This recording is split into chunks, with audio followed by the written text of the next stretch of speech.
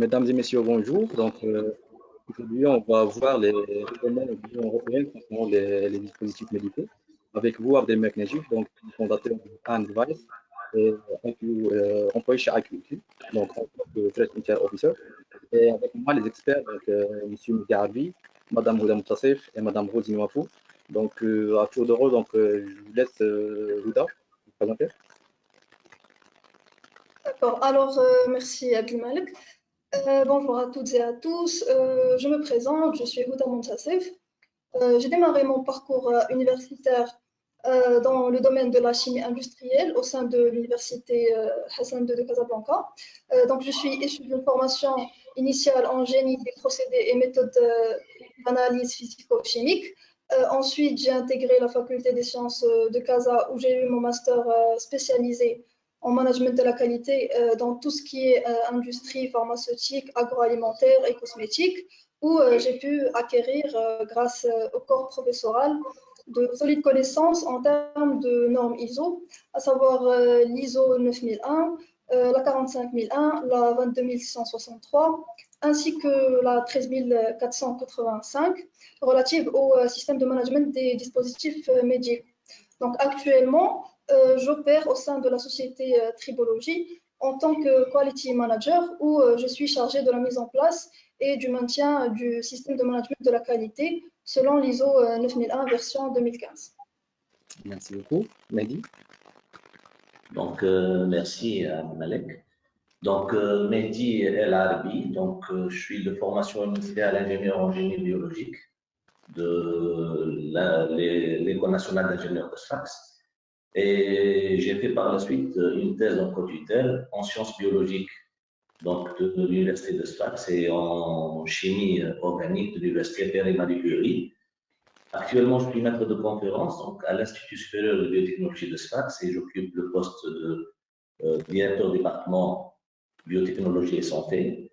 Et je travaille également comme consultant et formateur avec Cabinet Le Plus. Et bien sûr, je suis auditeur et formateur avec PECD, donc auditeur pour la norme ISO 13485 et bien sûr pour d'autres normes. Merci. Rosine. C'est de déconnecter et reconnecter. Donc, entre-temps, est-ce qu'on peut parler un peu du historique et contexte du règlement européen en matière de dispositifs médicaux? Je ne sais pas si tu veux commencer, Mehdi. Bon, pour le contexte, pour ce règlement, l'historique et le contexte du règlement européen en matière de dispositifs médicaux, en fait, le règlement 2017-745 du Parlement européen, il vient pour modifier la directive 2001-83-CE, pour modifier le règlement CE, numéro 178-2002, pour modifier le règlement également, modifier le règlement CE 1223 de 2009, et également, il abroge la directive du Conseil 90-385. Bon, cette directive, qui concerne le rapprochement des législations des États membres relatives aux dispositifs médicaux implantables et qui abroge également la directive du Conseil relative aux dispositifs médicaux qui date de 1993. Merci beaucoup, Mehdi. Je pense que Rosine pourrait maintenant un peu t'écouter, je pense. Oui, je veux bien essayer à nouveau. Est-ce que vous m'entendez? Oui, très bien.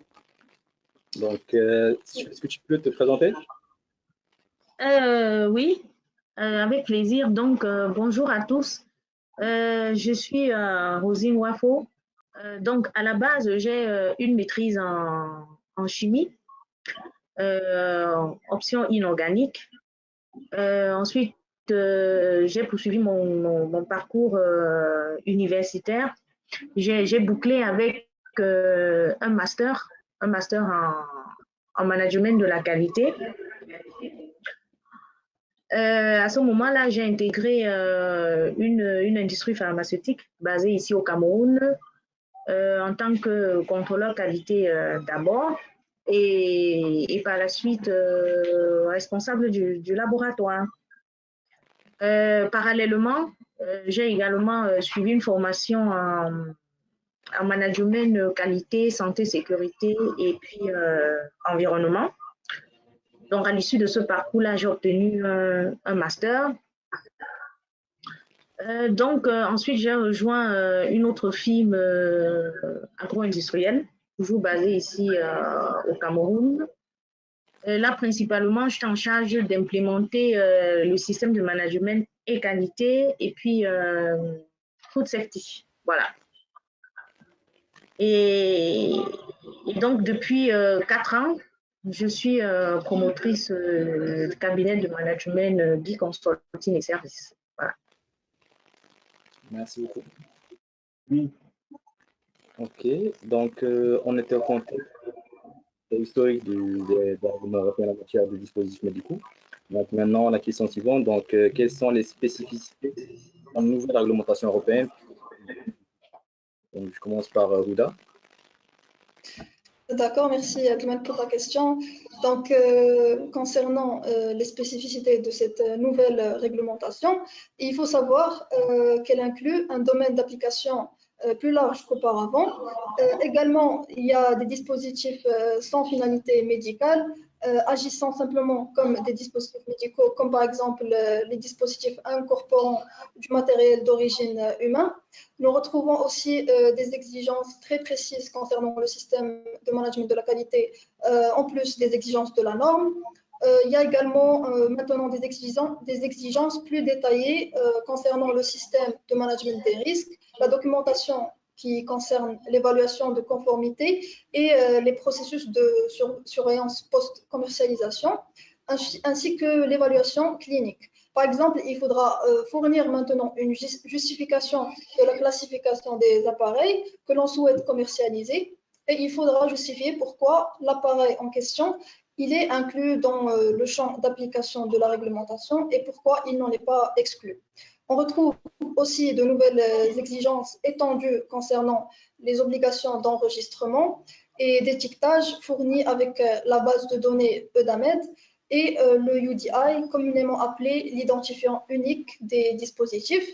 Et finalement, ils sont incluses de nouvelles règles de classification et des procédures supplémentaires pour l'évaluation de la conformité. Merci beaucoup. Rosine, des commentaires?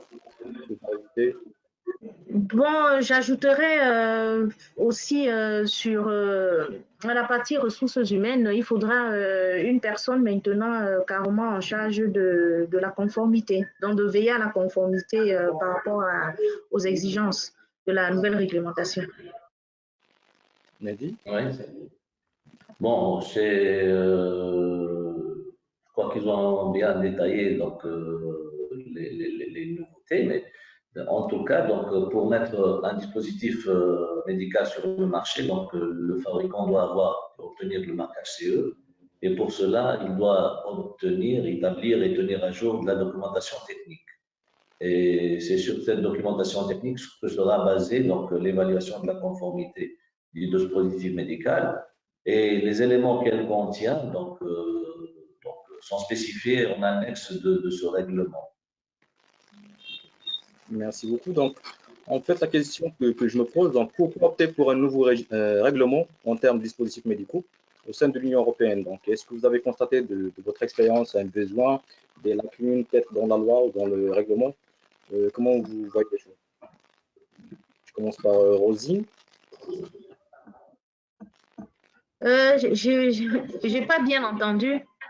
La question, c'était pourquoi opter pour un nouveau règlement en termes de dispositifs médicaux au sein de l'Union européenne? Est-ce qu'il y avait un besoin? Est-ce qu'il y avait des lacunes dans le règlement précédent? Ou bien les règlements précédents? Selon mon expérience, donc.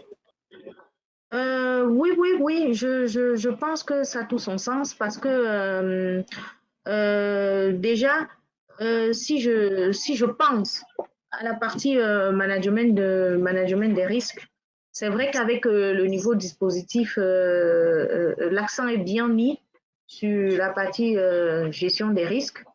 Et comme Ouda l'a précisé précédemment, le champ d'application est plus large. Donc maintenant, on ne s'arrête pas seulement aux fabricants. Il y a les fabricants, il y a les importateurs et autres. Donc toute la chaîne, tout le monde est impliqué. Après, je pense qu'une des motivations, c'est le scandale là, avec c'était le scandale tient sur les implants mammaires là. Voilà.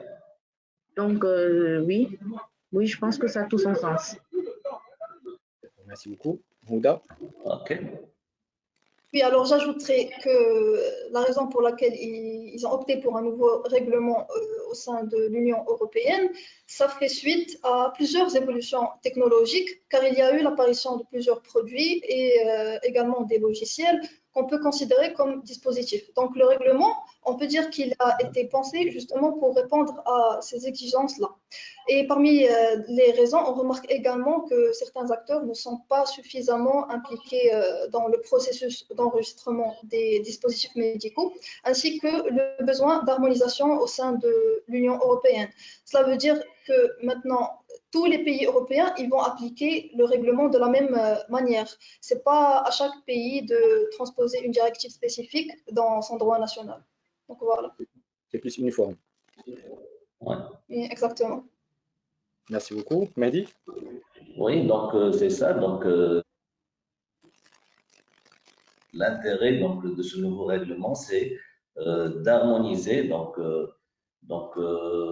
l'application de cette directive et tous les pays. Donc il n'y aura pas une interprétation et une transposition donc spécifique à chaque pays. D'accord? Donc bon. Et comme a dit Roselyne, donc c'est surtout donc suite donc aux différents scandales donc, qui ont eu lieu et qui ont été médiatisés, et surtout l'affaire des prothèses mammaires, d'accord. Malheureusement c'est une entreprise française qui a été incriminée, donc et surtout donc c'est dans ce cadre que cette nouvelle réglementation donc s'est imposée afin, comme je viens de dire, donc d'harmoniser et de faire face à ces différents donc risques, parce que la norme, ce nouveau document, il met beaucoup l'accent sur la maîtrise donc des risques et le fait d'être proactif que réactif. D'accord. Et du coup, est-ce que je peux dire, par exemple, que le nouvel règlement vient pour uniformiser les pratiques et pour durcir le règlement lui-même? Durcir. Oui, avec plus de spécificité. On ne va pas laisser les choses Plutôt standardiser que durcir, je crois. D'accord. Donc, on va donc plutôt que durcir, donc on va mettre les exigences nécessaires donc, pour mettre sur le marché donc ce qu'on doit, à quoi ce qu'on doit donc se conformer pour pouvoir mettre des dispositifs médicaux sur le marché. D'accord, merci beaucoup. Tout à l'heure, donc, Huda, tu nous as parlé des applications, donc en fait, ça me fait penser aux responsabilités. Donc, selon toi, quelles sont les responsabilités des fabricants de dispositifs médicaux à l'issue du règlement de l'Union européenne? Alors, oui, vas-y, Mehdi. Oui, donc je vous écoute, donc il n'y a pas de souci. Donc, bon, pour les responsabilités donc, du fabricant, donc, si je permets de prendre la parole, donc elles sont détaillées dans l'article 10. Donc, bon, tout d'abord, donc, il faut bien mettre en place un système de management de la qualité, donc c'est une exigence.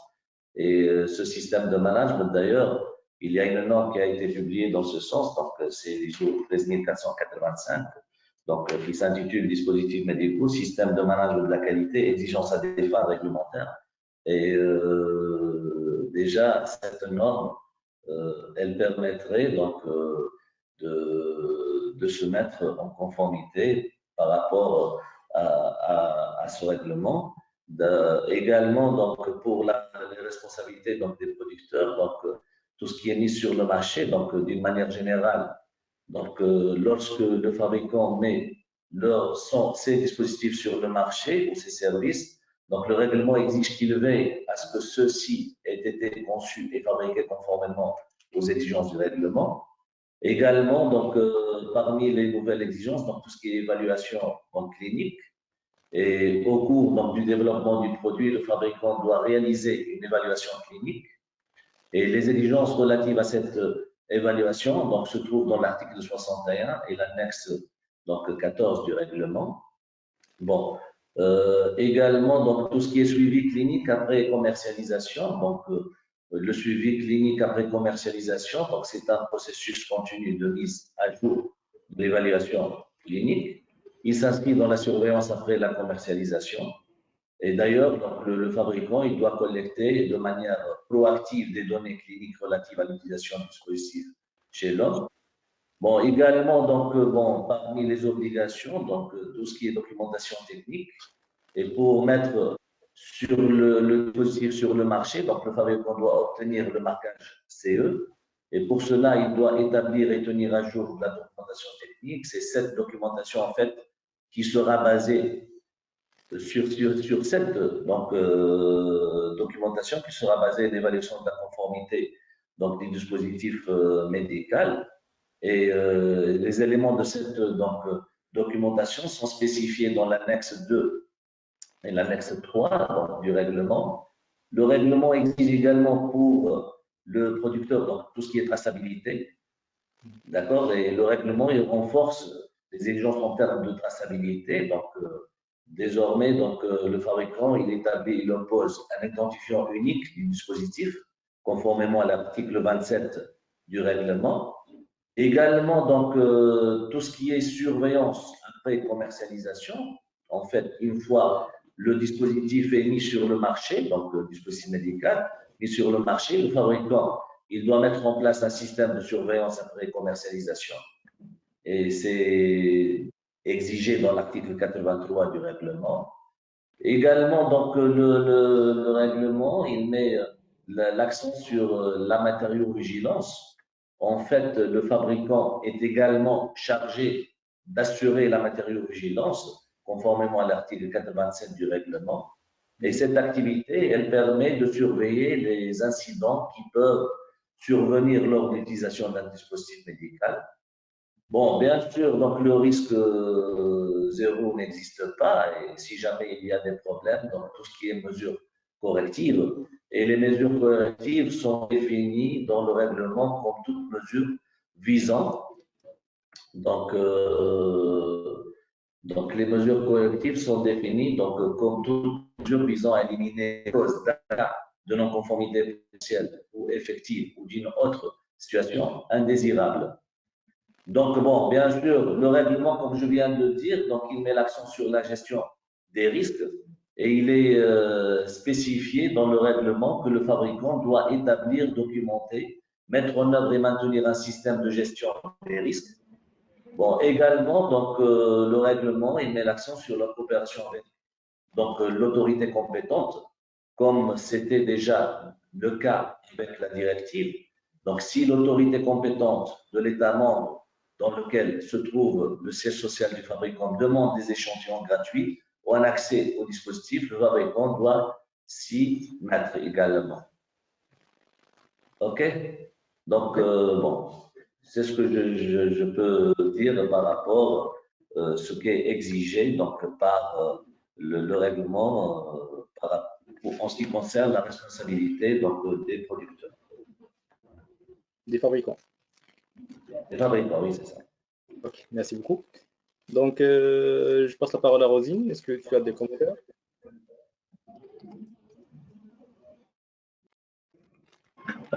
Oui, bon, bah, Mehdi a fait Lydie a fait un très bon brossage effectivement de ce qui est exigé pour le fabricant.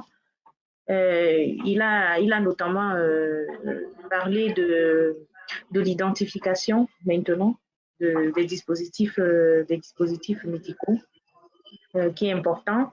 J'ajouterais également, il faudrait aussi que les fabricants aient une certaine capacité financière. Il a si bien dit, le risque zéro n'existe pas, on ne sait jamais.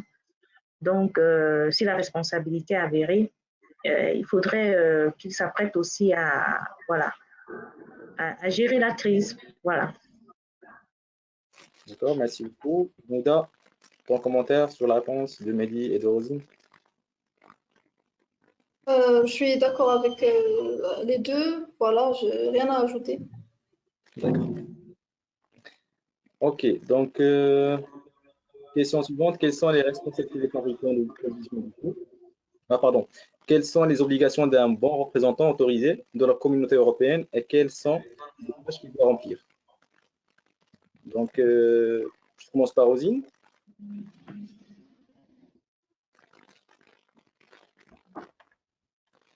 J'ai pas très bien suivi la question là.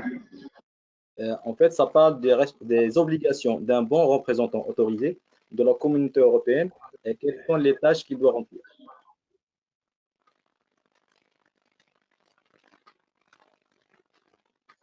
Bon, vous voulez parler donc de ce qui est exigé, donc les organismes notifiés, c'est ça?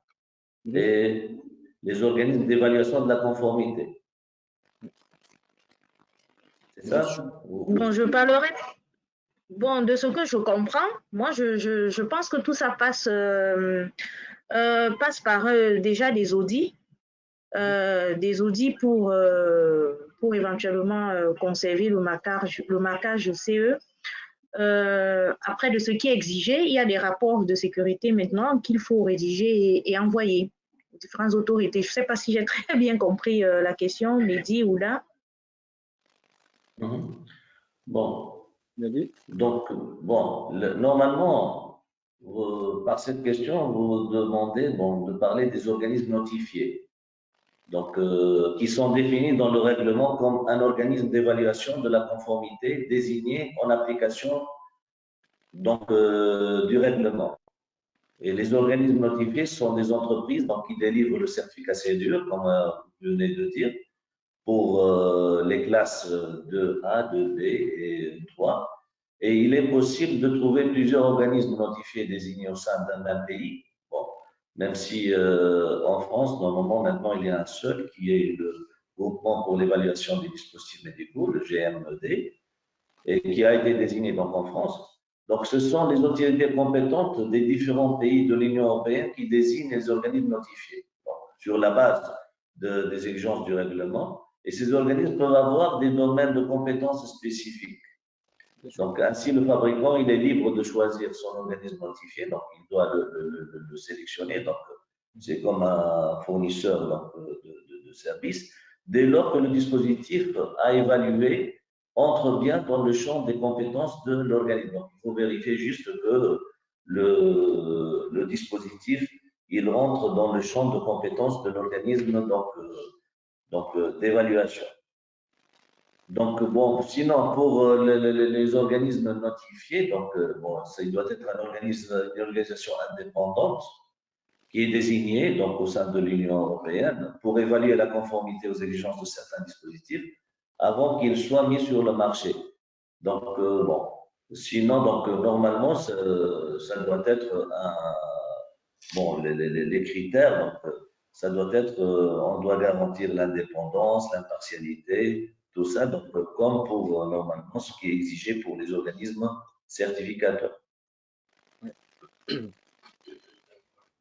Merci. Je ne sais pas si ça répond bien à ce qui est exigé ou non. Oui, donc je laisse Ouda commenter. Oui, d'accord, merci. Merci Abdelmalek. Alors, concernant ta question pour les obligations du représentant autorisé, il faut savoir qu'il y a pas mal d'obligations, à savoir le fait qu'il doit identifier et arranger les lacunes qui se trouve dans la documentation technique du fabricant. Également, il doit l'orienter vers la voie d'évaluation de la conformité la plus appropriée et la communication avec l'organisme notifié, comme a mentionné Mehdi.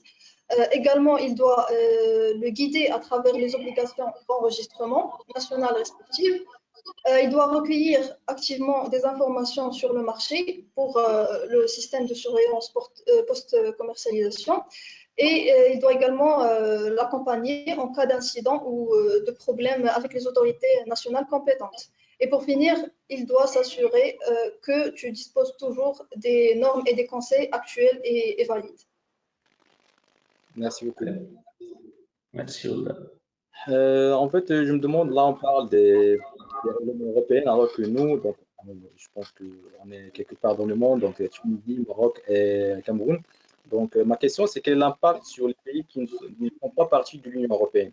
Est-ce que ça a un impact ou pas? Est-ce qu'on a des obligations de se conformer à ce règlement? Rosine, qu'est-ce que tu en penses?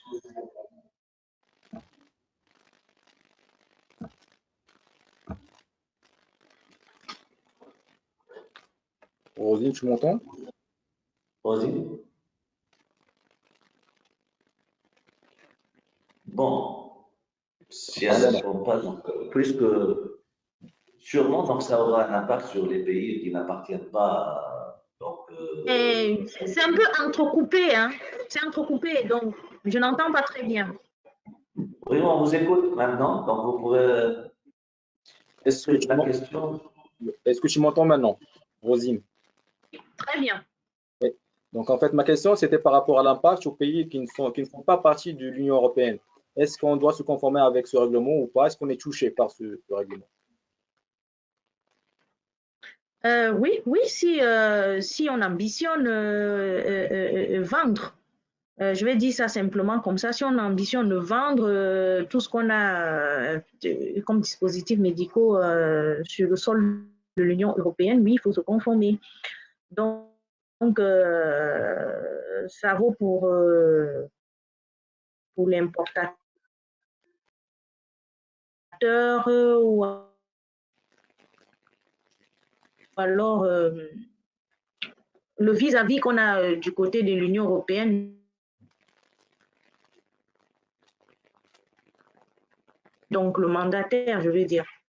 Donc, oui, c'est important aussi pour nous. D'ailleurs, j'ai deux personnes ici au Cameroun qui m'ont contacté justement là-bas en Europe, notamment en Belgique, exiger de s'arrimer justement au nouveau règlement européen sur les dispositifs médicaux. Donc, oui, c'est un impact. D'accord, merci beaucoup. Mehdi? Donc, oui, c'est ça. Donc, d'ailleurs, même si on va se faire certifier, par exemple, 13485, donc on est appelé à être en conformité par rapport aux attentes des parties intéressées. Et il se peut que cette obligation n'émane pas donc d'une exigence donc directe, même si on ne va pas vendre directement sur le sol européen, mais il se peut que c'est un fournisseur, c'est un client plutôt donc, qui va nous exiger donc d'appliquer ça. D'ailleurs, même donc j'ai été donc consulté dernièrement donc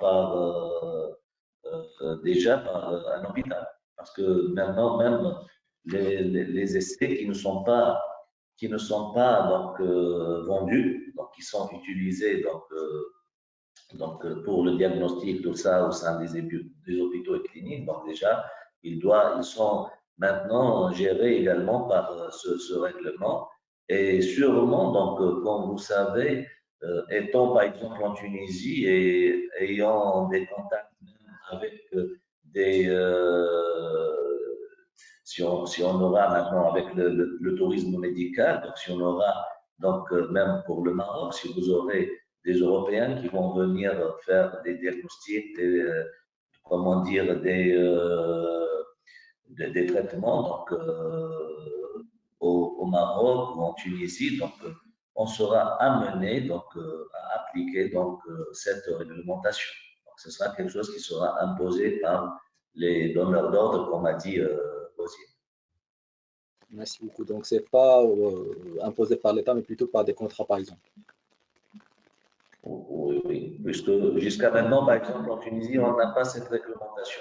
Mais sûrement, ça arrivera. Hein. Bon, ce qui est sûr, c'est qu'en Tunisie, bon, dernièrement, par exemple, on vient de publier, bon, je dis dernièrement, c'était en 2019, on vient de publier donc, la loi alimentaire tunisienne qui s'aligne au paquet hygiène européen. Et c'est dans ce même contexte, puisque nous, les Tunisiens, donc, on est des fournisseurs donc, de services médicaux, de produits pour les Européens.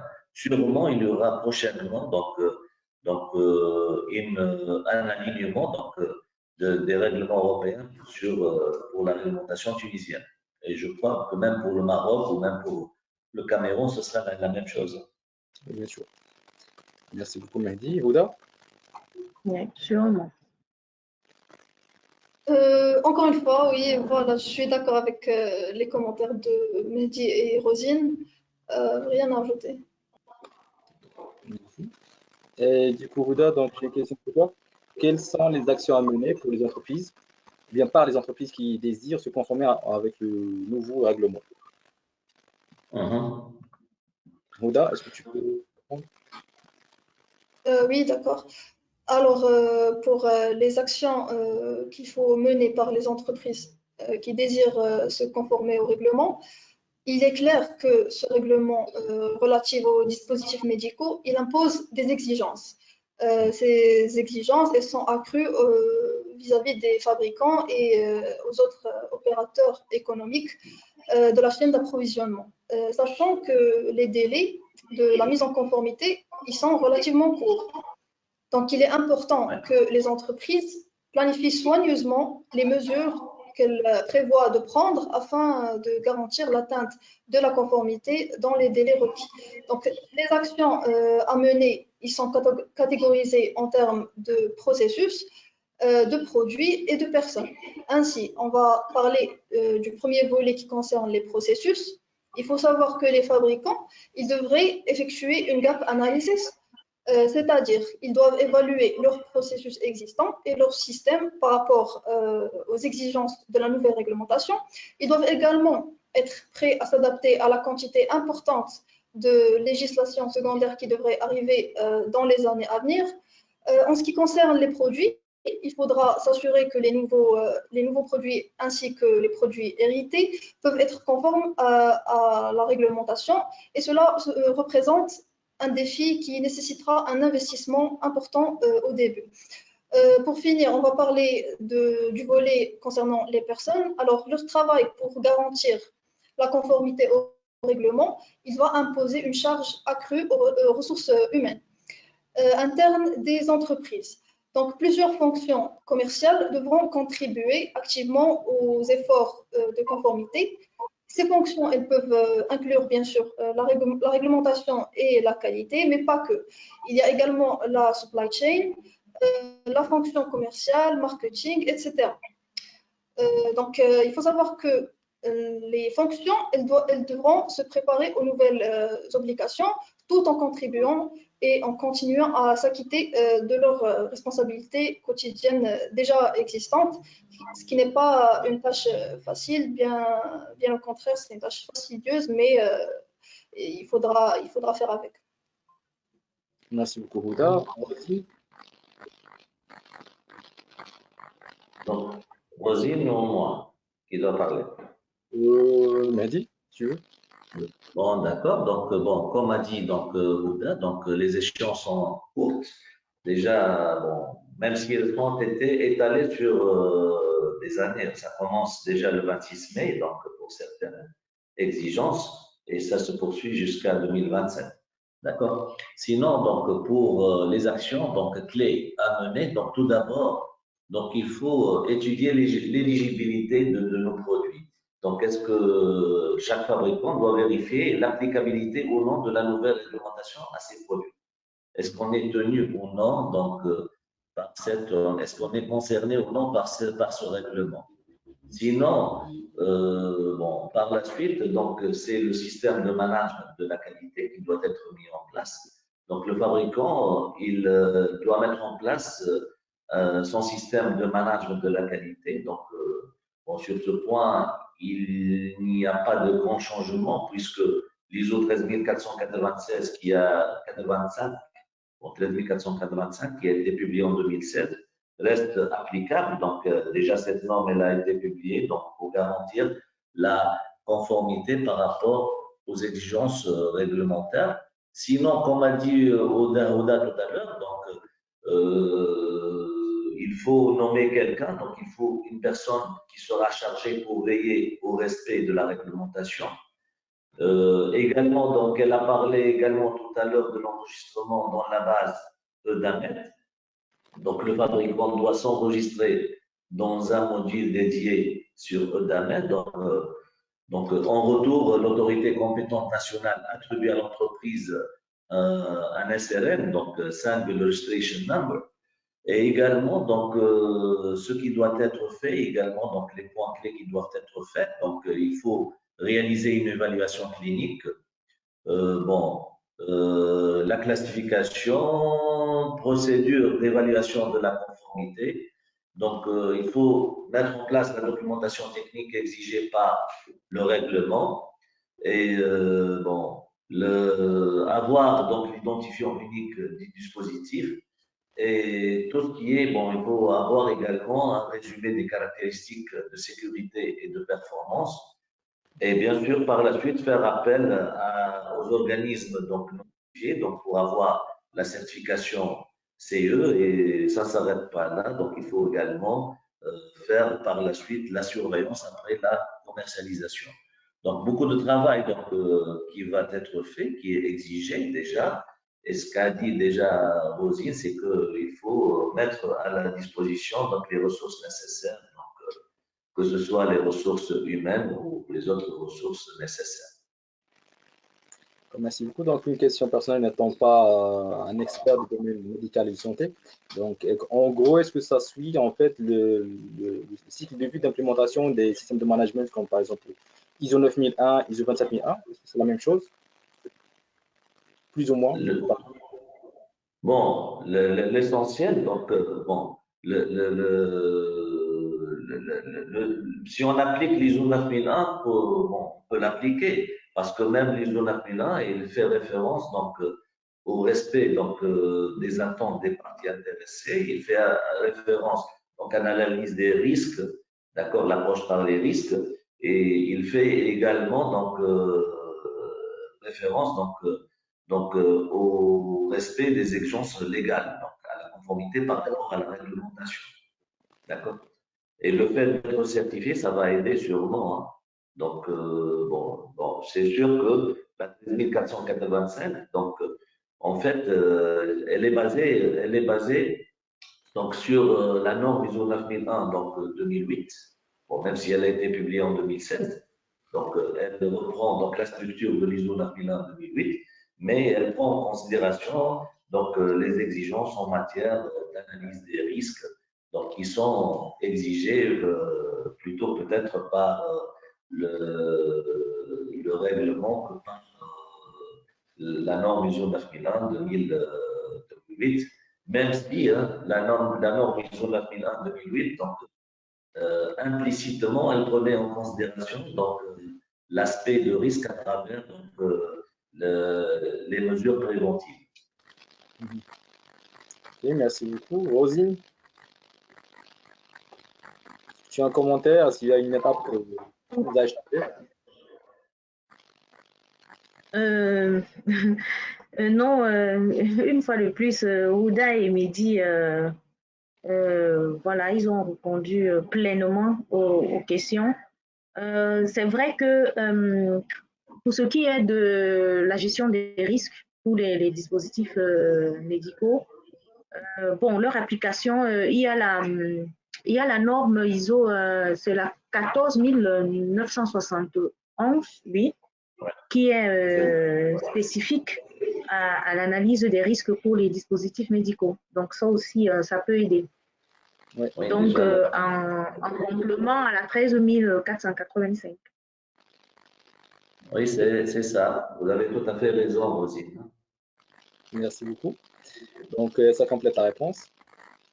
Et dernière question, donc, quelles sont les implications de cette nouvelle réglementation sur les petites et moyennes entreprises? Donc, Huda. Oui, alors concernant les implications sur les PME, je dirais que pour les entreprises qui pourraient ne pas être en mesure de consacrer autant de ressources qui seraient nécessaires, eh bien, elles doivent se demander si elles ont besoin du marquage CE, justement. Parfois, nous avons tendance à le considérer comme une approbation de la qualité, et il y a presque une perception que si nous n'avons pas ce marquage CE, nous ne pouvons pas vendre dans certains pays. Or, je pense que ça va changer car les fabricants vont réaliser qu'ils ne sont pas les seuls à abandonner ce marquage CE dans la nécessité. J'imagine qu'en tant que petite entreprise, si vous savez par exemple que votre marché cible n'a pas besoin du marquage CE pour l'approbation réglementaire, je me demande vraiment si vous en avez besoin du point de vue de la qualité. Car je pense que chaque agence de réglementation du pays, elle a également relevé la barre et s'ils peuvent l'approuver, cela devrait certainement être plus que suffisant en tant qu'approbation et un garantie de la qualité.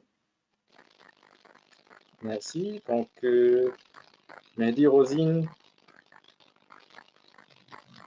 Bon, sûrement, donc, ce nouveau règlement, il aura un impact donc, sur les petites et moyennes entreprises. Donc, il y aura donc sûrement donc, des dépenses et des coûts supplémentaires donc, que ça va occasionner. Donc, ça impactera sûrement donc, les coûts de revient. Et bon, même si donc, ça peut, dans un autre temps, peut-être présenter même une opportunité pour certains organismes et certains pays. Donc, bon, faut voir la chose. Donc, ce règlement, c'est vrai. Donc, il est là, il va garantir la sécurité donc, des dispositifs médicaux, mais également, donc, peut-être que ça va engendrer une sélection donc, et peut-être même donc, une mise comment dire, hors du circuit de certaines entreprises qui ne peuvent pas s'aligner et qui ne trouveront plus leur compte euh, si ce règlement leur est appliqué. Merci, Mehdi. Je ne sais pas Rosine. si Rosine, elle a des choses à apporter. Ouais. Non, c'est bien cela. C'est plus de temps, plus de ressources, que ce soit humaines, voilà, que ce soit financières. Donc, de vraiment, comme Ouda l'a si bien souligné, se poser la question, est-ce que c'est exigé sur le territoire sur lequel j'ambitionne peut-être vendre plus? Est-ce que c'est vraiment exigé? Voilà, je pense que c'est ça. Donc, la question se posait pour les PME, est-ce que ça ne se pose pas pour les grandes structures, par exemple? Parce que dans notre domaine, surtout, donc, on sait que c'est même difficile de proposer un projet de certification juste pour la forme, bien pour la réputation. Est-ce que c'est le cas aussi dans ce domaine? Qu'est-ce que vous en dites? Bon, sûrement même pour les grandes entreprises, hein, parce que tout le monde il sait maintenant que le monde c'est un petit village. Hein. Donc, on peut produire en Chine et vendre en Europe. Peut-être avec ce règlement, donc, quand vous commencez, par exemple, pour les tests de dépistage contre le Covid, donc tout ça, plusieurs tests, ils ont été fabriqués en Chine, ils ont été fabriqués peut-être en Inde ou ailleurs.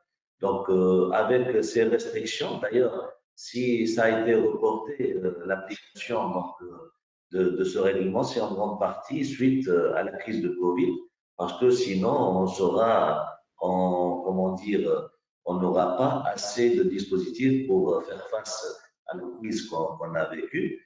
Donc même les États, donc ils ont pris en considération cela. Donc, si on a reporté, c'est que sûrement ça aura un impact. Donc, que ce soit sur les PME, que ce soit sur les comptes entreprises. Merci beaucoup. D'autres commentaires? OK. Donc, en fait, là, j'ai deux questions de l'audience. La première question, c'est quelles sont les classes de risque pour les dispositifs médicaux dans l'Union européenne?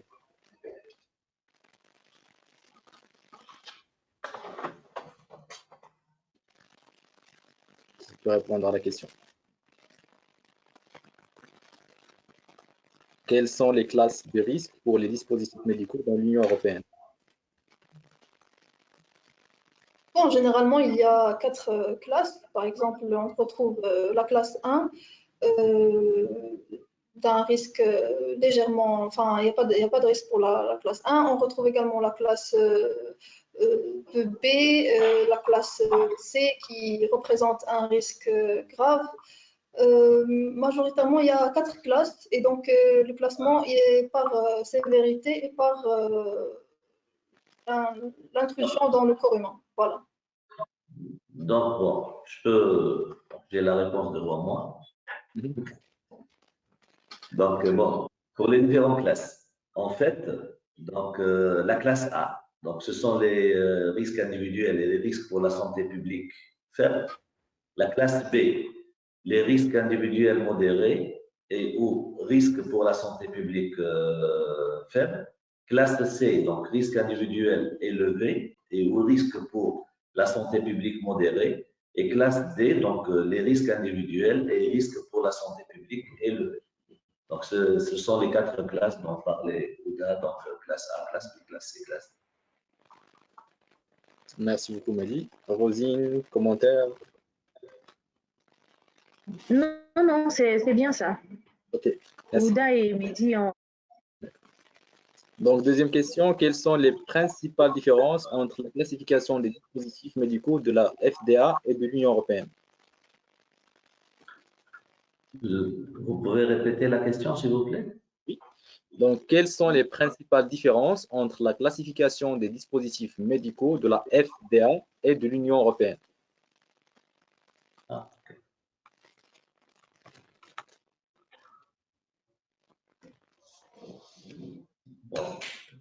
Bon, donc je n'ai pas. Vous avez la réponse, Ouda? Non. Non. On peut noter la réponse et revenir vers l'intervenant, le Bon. qui pose la question par la suite. Donc, bon, on répondra à ça. Donc,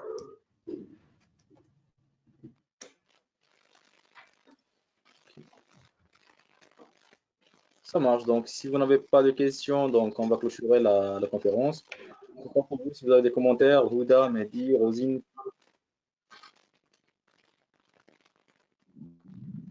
bon, je laisse Ouda tout d'abord parler, puis Rosine, puis je prends la parole. D'accord, merci. Donc, alors, tout d'abord, je tiens à remercier toutes les personnes ici présentes, ainsi que les organisateurs de PECB pour cette table ronde fort riche en informations. Donc, je tiens également à remercier les personnes qui ont pris le temps de nous écouter. Et pour finir, j'aimerais rajouter, comme on a vu, l'impact de la réglementation relative aux dispositifs médicaux, elle peut être significatif dans cette industrie. Donc, les challenges individuels de chaque entreprise vont varier selon les circonstances, mais quelques éléments doivent être communs à tous, à savoir, généralement, il vaut mieux se préparer tôt et de manière détaillée, et il faut résister à l'envie de voir le règlement des dispositifs médicaux comme un problème purement réglementaire à résoudre par le personnel de la réglementation. Et enfin, il faut essayer de rester engagé dans le processus au cours des prochaines années d'implémentation. Voilà, merci. Merci, Houda. Mehdi? Donc, bon, c'était pour moi un plaisir d'être parmi vous donc, et d'avoir contribué donc, à cette petite conférence. Et je remercie donc PECD donc, pour cette occasion qui nous a été offerte. Et bon, elle coïncide, comme on dit, le sujet est bien choisi parce que, d'ailleurs, comme on a dit, donc, le 26 mai, bon, donc normalement, donc, bon, c'était bon, le 26 mai de 2021, donc ça, on a commencé l'application donc, de ce règlement. Donc, Bon, en ce qui me concerne, donc, c'était bon, une occasion donc, que j'ai beaucoup appréciée.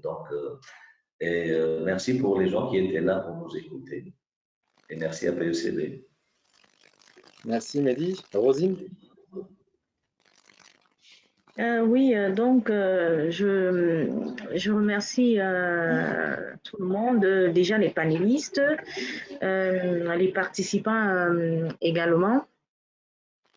Oui, c'est un réel plaisir voilà, d'échanger. J'espère qu'on aura pu apporter au moins, un petit éclairage par rapport à cette nouveauté-là, justement.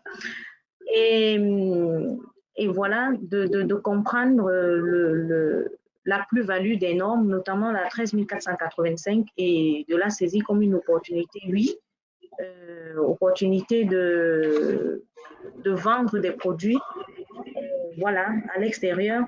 Pour nous, en Afrique, qui sommes en Afrique, notamment voilà, au sein de l'Union européenne, c'est possible. Voilà.